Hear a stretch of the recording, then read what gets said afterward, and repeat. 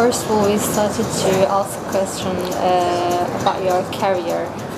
Could you please tell us how your career started?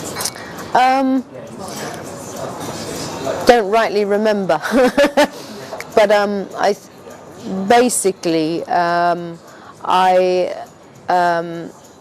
met some people who were connected to a record label called Nation Records, and I gave them a demo that they asked about, and then I met different musicians from that record label and worked with them on different projects. So that's how it started. It was started in the UK? In the group, or? Yeah, I mean I was doing a little bit outside of the UK, but nothing serious. My career in a professional sense started in London. What do you enjoy most about your job? I think really it's just the singing that I enjoy. I could be quite happy just singing on stage in the dark with nobody being able to see me. Composing? Yeah, composing I really like. Actually, at the moment, what I'm really enjoying is composing for films and things like that. I usually work with someone else. I have a musical partner called Sami Bshay, who's also Anglo-Egyptian, and we compose and write together. So and we're looking at preparing something for a film, and so that's really enjoyable because you work with images, and it's a different thing to composing for albums, CDs, but obviously it's similar. But I like also the fact that it's quite an intimate experience. How has your ethnic background influenced your job? I think my ethnic background has always influenced my music, and it will continue to do so. I can't see me doing anything other than this mix of music, and even if I sing in English, it will always be with an Arabic style. Do you feel yourself like you are kind of a bridge between Middle East and Europe? I hope that that's how people perceive of me. Yeah, I guess I would quite like to be the bridge. You are the only singer who worked for the Hollywood films as they're using their soundtracks. Yes, yeah.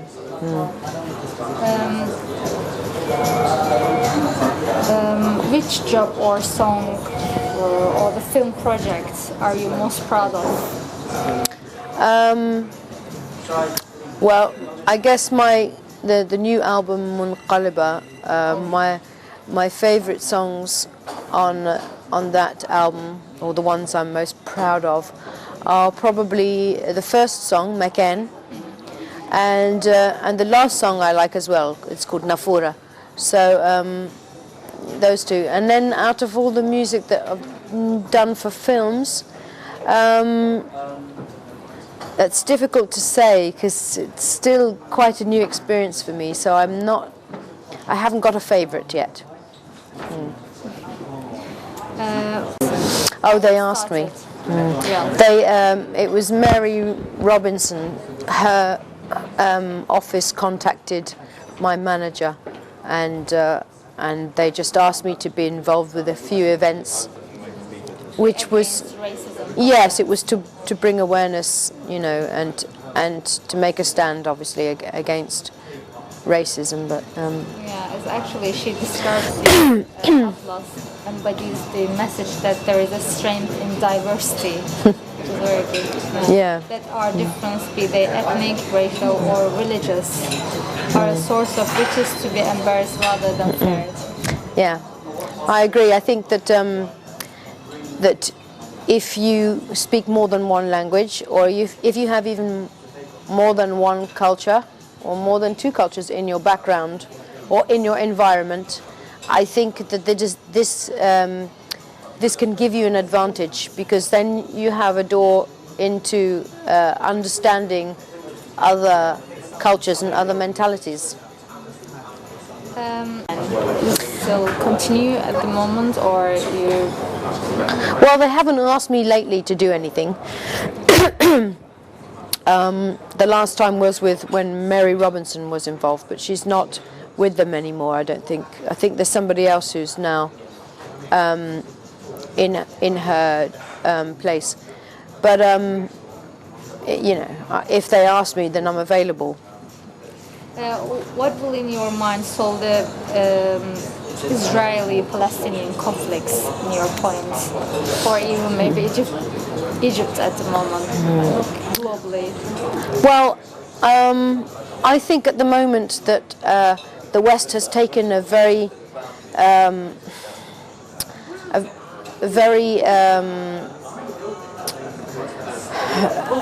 this is really difficult. I don't think that the West has been tough enough with Israel. I think Israel gets away with a lot. I'm certainly not happy with how things are developing over there, because there is such an imbalance of, you know, weapons and power, and the Israeli military is so much, you know, bigger and more powerful, and so it will just crush Palestine. Personally, I think that Israel is determined to destroy Palestine. That's how I see it at the moment. But I think that if Egypt manages to rid itself of this current regime and rewrites the constitution, I think that hopefully there will be a new approach to looking at the roadmap to peace in Israel. A new approach, I do hope. How would you describe how would you describe the current situation in the Middle East at the moment? Tense. You know, obviously with what's been going on, Tunisia, you know, had their uprising, and now Egypt, and then of course that's has ricocheted around the Middle East. So I think it's just people coming out and saying that they're, you know, unsatisfied with this undemocratic way of governing, and they're coming out and protesting, and I think it's very encouraging when you see people fighting back and standing together, making a stand, and For their rights. yeah, for their rights. I hope it continues. I think that it shouldn't just be the Middle East. I think actually it should be Europe as well. We're all oppressed. We're all oppressed by the corporate entities that are taking over the world. You had your voice has been used in many films as soundtracks, from Benji, Kingdom of Heaven to Interversion Divine. So, which film was your favorite one, and you really did enjoy?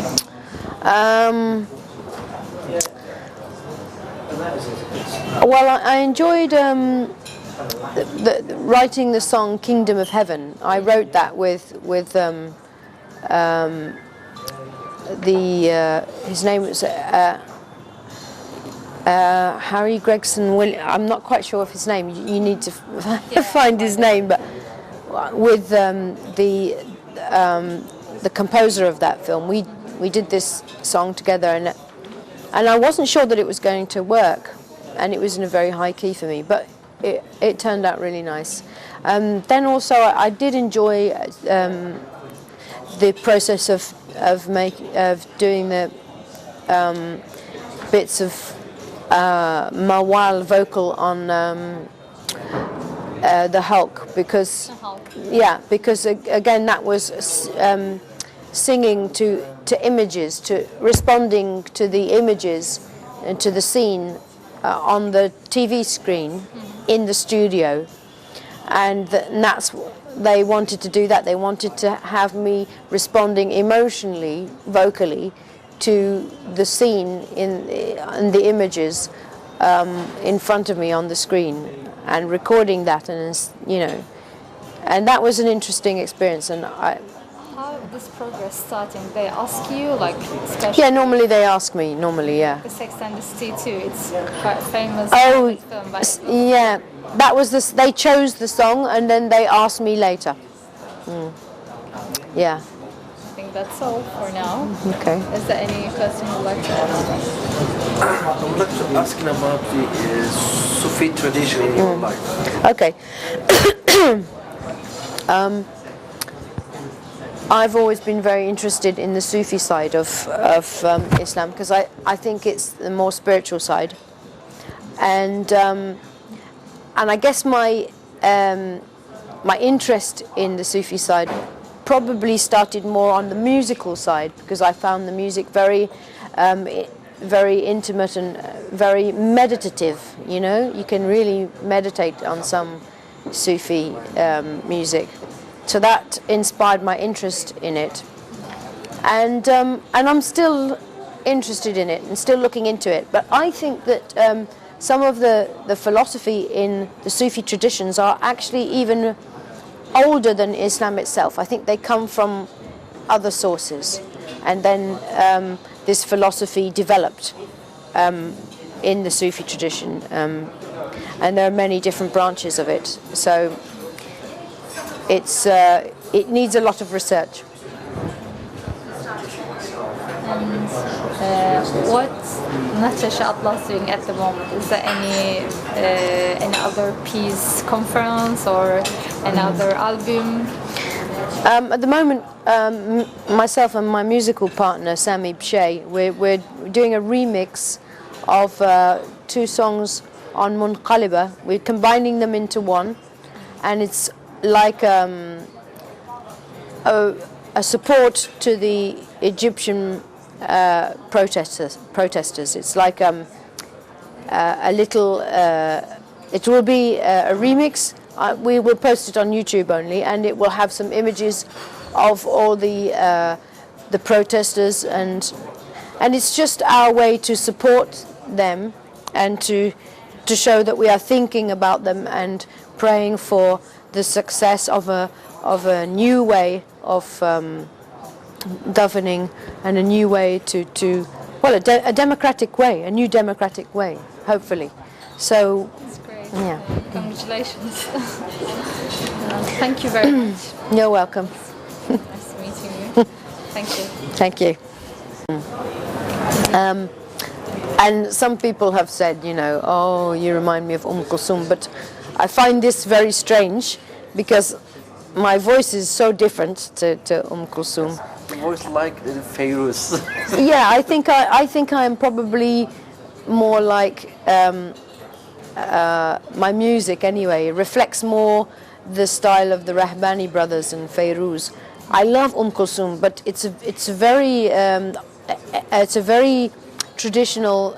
Well, not traditional. It's a very old classical kind of music, and singing those songs is quite difficult. And I never felt myself ready to sing Kulthum songs, because you have to know the scales very, very well, I think. So. But the other Egyptian singer, Abdul Halim Hafiz, you also yeah, Abdul Halim Hafiz. Yes. I really loved. Inspired many songs. Oh, many songs. Yeah, many songs of his has inspired my music, and some others as well, like Farid al-Atrash. Yeah. Yeah. And Muhammad Abdul Wahab as well. I've always liked some of his very old stuff that I still have on cassette. And then there's some new singers that I quite like. There's one called Asala.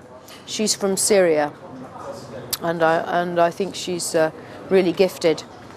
And there's some music these days, but the pop music for me these days is a lot of it is very similar.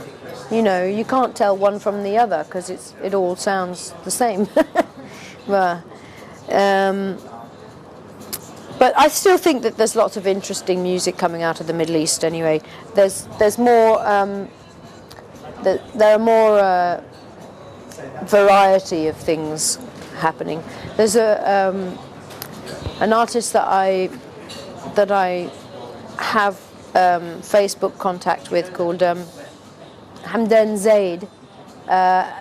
He used to be in a Lebanese electronic group called Soap Kills, and he's still based in Lebanon, but he does electronic music and experimental music, and it's sometimes it's hard to believe that he's actually from the Arab world, because his technology, his knowledge on the technology for programming is very advanced. So that's interesting. But there's lots of other artists as well in the Middle East and even Turkey, because Turkey is a natural bridge between the East, the Middle East and Europe, and so there's a lot of artists that are good with programming there as well, obviously. How do you see yourself?